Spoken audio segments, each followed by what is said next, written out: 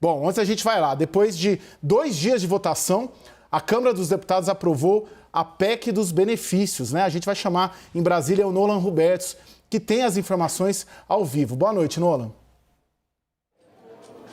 Boa noite para você, Caio, Nakagawa, Uribe. Boa noite a todos que acompanham o WW. Esmagadora a votação, Caio. 469 votos a favor, 17 contrários e 2 abstenções nesse segundo turno.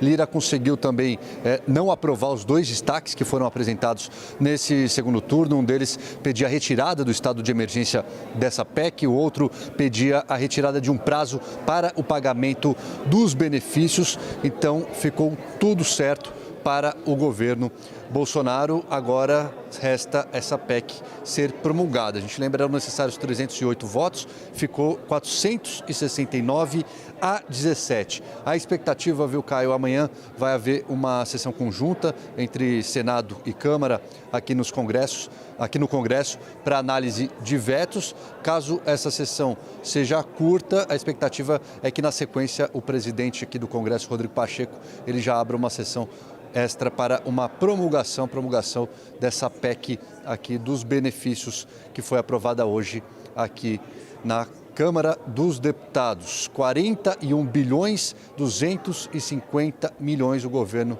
fica autorizado a gastar com esses benefícios. A lista de benefícios é longa e isso acima do teto de gastos em um período eleitoral, um ano eleitoral. Eu volto ao estúdio com vocês. Obrigado, Nolan. E, bom, antes da análise, Fernando Nakagawa preparou aqui um telão para explicar para a gente, na prática, né, as implicações, o que tem dentro dessa PEC. Tá com você, né? Vamos lá, Caio. São vários itens nessa PEC que varia o nome, depende do público. Tem gente que fala que é benefício, tem gente que fala que é eleitoral. Mas o que tem dentro dela? Primeiro, um reforço do Auxílio Brasil, aumento em R$200 do valor pago às famílias, além da tentativa do governo, da promessa do governo de zerar essa fila. 26 bilhões de reais, quase 20 milhões de brasileiros beneficiados. Também tem o voucher caminhoneiro, que são R$1.000 para motoristas autônomos. São quase 900 mil motoristas, 5 bilhões e meio de reais. Também tem um benefício para taxistas, 2 bilhões de reais previstos. Não há estimativa do número de taxistas, isso depende de prefeituras e do cadastro dos governos locais. Na próxima tela a gente tem a continuidade desse pacotão, que também tem a duplicação do auxílio gás, R$1 bilhão para 6 milhões quase de famílias, além de repasse para estados por causa da compensação do ICMS pelo etanol e também uma compensação a governos locais, principalmente prefeituras, pela compensação da gratuidade de idosos no transporte público. Somando tudo isso, como o Nolan mencionou, são mais de 41 bilhões a 81 dias das eleições presidenciais do primeiro turno.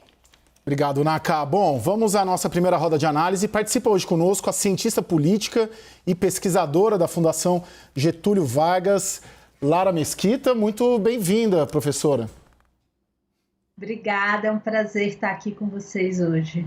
Professora, quanto essa PEC desequilibra o jogo a favor do presidente Jair Bolsonaro? Caio, é difícil a gente fazer uma análise muito certeira agora, porque um dos pontos cruciais vai ser a capacidade do governo de implementar o que está previsto na PEC. Tanto o aumento do auxílio Vale Gás, que parece ser uma coisa em termos de logística mais simples, quanto a ampliação do valor do Auxílio Brasil. Claro que aumentar o valor do Auxílio Brasil para os atuais beneficiários também é mais simples, mas o governo também promete incluir quem está na fila de espera, e isso já é um pouco mais complicado.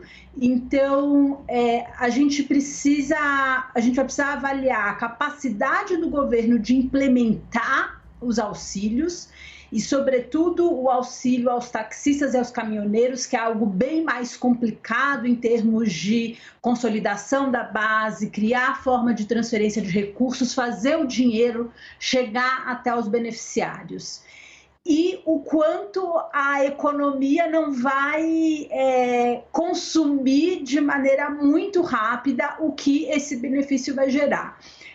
Embora eu imagine que esse benefício possa ter um impacto agora no primeiro turno da eleição, né? Nós estamos a 80 dias mais ou menos do primeiro turno da eleição, Eu imagino que esse impacto pode ser sentido de maneira mais consistente no caso de uma disputa em 2 turnos. Gustavo Uribe, a professora coloca a possibilidade da economia consumir os potenciais benefícios e também a dificuldade de implementação. Quanto que o governo conta com a PEC para melhorar sua posição nas pesquisas e o governo está a par dessas dificuldades todas que a própria professora coloca?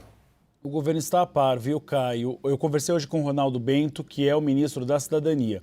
O Auxílio Brasil fica um pouco mais fácil, porque os beneficiados já têm o cartão. A ideia é entre a primeira e a segunda semanas de agosto já pagar o valor cheio de R$600. Agora, os demais, como voucher, caminhoneiros, é um pouco mais difícil. Mas a perspectiva é que se viabilize lá para agosto ou no comecinho de setembro, no máximo.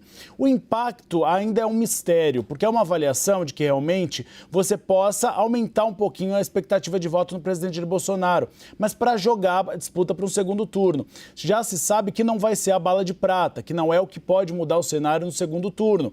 É por isso, viu, que não se espante, Caio, se tiver novos benefícios dentro desse teto. Esse teto de gastos que virou um teto de vento, onde tudo passa, há uma avaliação dentro do Palácio Planalto, inclusive, que se pode criar algum mecanismo para mulheres que são chefes de família dentro do Auxílio Brasil. E esse impacto orçamentário pode ser ainda maior. Então o governo federal, aproveitando que ele conseguiu agora criar essa brecha no teto de gastos, está bastante empolgado na possibilidade de até aumentar os impactos dessa medida. O governo então pretende utilizar o tal do estado de emergência que a oposição não conseguiu retirar. Então pode vir mais pacote aí eleitoreiro antes das eleições aí nas próximas semanas.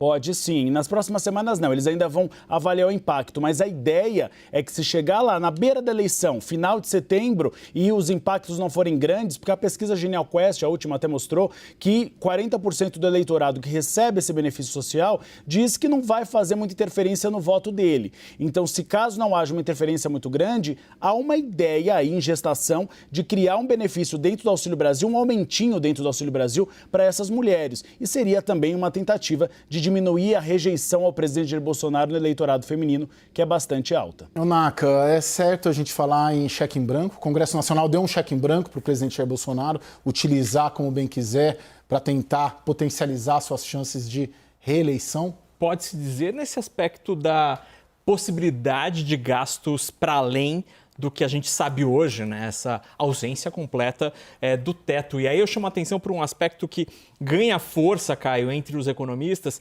que é a sensação de que esses programas anunciados, neste momento, devem continuar no ano que vem. Hoje a IFE, que é a Instituição Financeira Independente do Senado, divulgou um estudo em que eles falam abertamente, a experiência mostra ser muito difícil cortar benefícios depois de implementados e citam como exemplo esses que a gente acabou de mostrar, especialmente em um momento de desaceleração econômica, já que a alta do juro, que a gente já observa há bastante tempo, vai começar a ter efeitos acumulados mais evidentes na economia. Então a economia tende a perder força agora no segundo semestre e aí a permanência desses programas tende a ser cada vez mais necessária aqui no Brasil em 2023. Professora, só antes da gente seguir, tá clara a estratégia do presidente com essa PEC de tentar conquistar o eleitor mais de baixa renda com a ampliação do valor do Auxílio Brasil.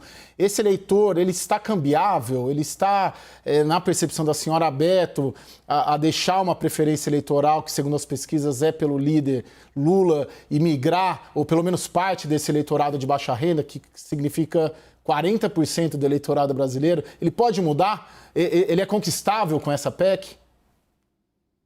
Caio, me parece que mais importante do que ganhar é não perder mais apoio entre esses eleitores.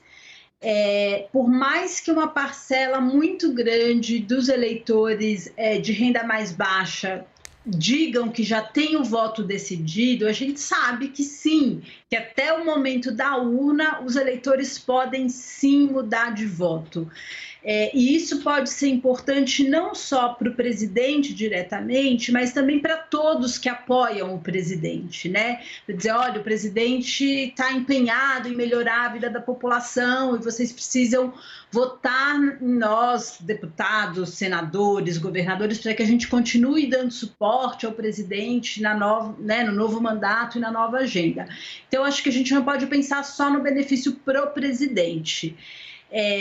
As pesquisas de opinião indicam que esses são os eleitores que estão mais decididos, mas eles sempre podem mudar de voto. Mas me parece isso, que o mais importante é deixar de perder apoio dentro dessa faixa do eleitorado.